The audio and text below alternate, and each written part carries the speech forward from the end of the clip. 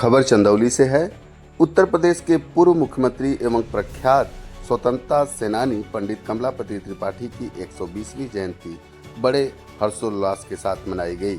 इस अवसर पर आयोजित भव्य समारोह में बतौर मुख्य अतिथि पंडित जी के पौत्र एवं पूर्व विधायक ललितेशपति त्रिपाठी पहुंचे।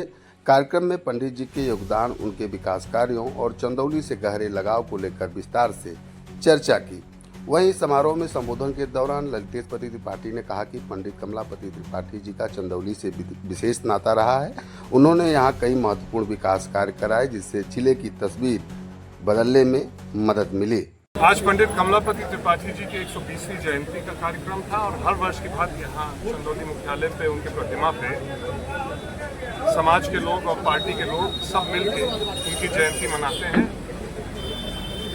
इस वर्ष किसी न किसी कारण से उन्होंने मुझे नामित कर दिया कि यहाँ पे मैं उस कार्यक्रम में मुख्य अतिथि हूँ। हमारे वरिष्ठ पूर्व विधायक माननीय मनोज सिंह डब्लू जी भी आए हैं और साथ ही साथ कांग्रेस के जिला अध्यक्ष और तमाम सारे साथी यहाँ उपस्थित हैं। यहाँ पर तमाम बातें हुई, बहुत कुछ हुई। लोगों ने अपनी भावनाएं भी व्यक्त की कि आप चंदौली आवें, एक बार अपने विरासत को संभालें। उसको लेकर हम लोग चंदौली से कभी दूर नहीं रहे हैं। निश्चित रूप से मैं एक उदाहरण के तहत कहना चाहूँगा कि मेरे बाबा पंडित लोकपति त्रिपाठी जी मझवा और राजगढ़ से विधायक हुआ करते थे, तो भी उनके मन में और दिल में चंदौली के लिए जगह हुआ करती थी। उन्होंने उस समय वहाँ से विधायक और मंत्री रहते हुए चंदौली में विकास का काम किया। तो हम लोग कहीं से भी रहेंगे, हम लोग की पहचान, हम लोग की राजनीति में जो आगमन हुई है वो चंदौली के इस पवित्र धरती से हुई है।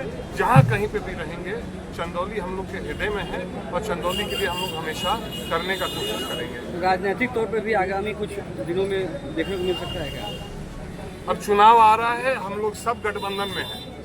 गठबंधन कहाँ से किसको लड़ाना चाहेगा वो गठबंधन के बड़े नेताओं को तय करना है। जहाँ से भी आदेश होगा, चाहे चंदौली की जनता का, चाहे मिर्जापुर की जनता का, या चाहे हमारे पार्टी के माननीय राष्ट्रीय अध्यक्ष अखिलेश यादव जी और कांग्रेस पार्टी के राहुल गांधी जी और आदरणीय ममता बनर्जी, तीनों लोगों को तय करना होगा कि कहाँ से किसको लड़ाना चाहते हैं। वहाँ से हम लोग लड़ेंगे और इस बार उत्तर प्रदेश में बदलाव हम लोग को लाना है, वही हम लोग का लक्ष्य है। ये ज़रूरी नहीं है कि हम ही चुनाव लड़ें, ये ज़रूरत है कि हम लोग उत्तर प्रदेश में बदलाव लाएँ। कैसे एक बार फिर एक ऐसी सरकार उत्तर प्रदेश में बने जो जनता की उम्मीदों पे खरा उतरने का काम करे, ये हम लोग का लक्ष्य है। हम लोग उसमें बहुत छोटे से एक अंग हैं। दूसरा, वोट चोरी को लेकर तमाम बातें सामने आ रही हैं, उस पूरे सिनेरियो किस तरह देखते हैं? अब 2022 के चुनाव से माननीय राष्ट्रीय अध्यक्ष समाजवादी पार्टी ने 18,000 उदाहरण दिए कि कहाँ पे वोट चोरी हुआ। चुनाव आयोग 2022 से लेकर 25 तक उस पर कोई कार्रवाई नहीं की। हमारी नेता आदरणीय ममता बनर्जी ने 30,000 ऐसे मतदाता पहचान पत्र दिखाए हैं जो उसी नंबर का मतदाता पहचान पत्र का व्यक्ति बंगाल में भी वोटर है और हरियाणा और महाराष्ट्र में भी वोटर है, जो चुनाव के नियमावली के विपरीत है। उस पे मार्च से लेकर अब तक कोई जवाब नहीं आया।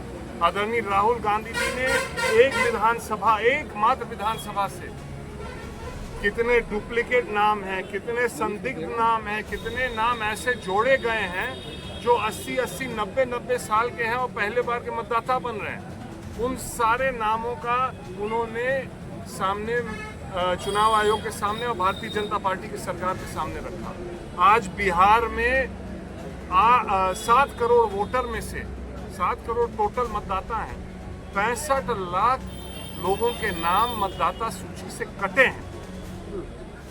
ये क्या दर्शाता है? आपने पिछला चुनाव 65 लाख फर्जी वोटरों से कराया था। ये स्पष्ट हो गया चुनाव आयोग के इस रवैया से। जो चुनाव आयोग स्वयं कार्रवाई कर रही है SIR की बिहार में, 65 लाख फर्जी वोट निकले हैं।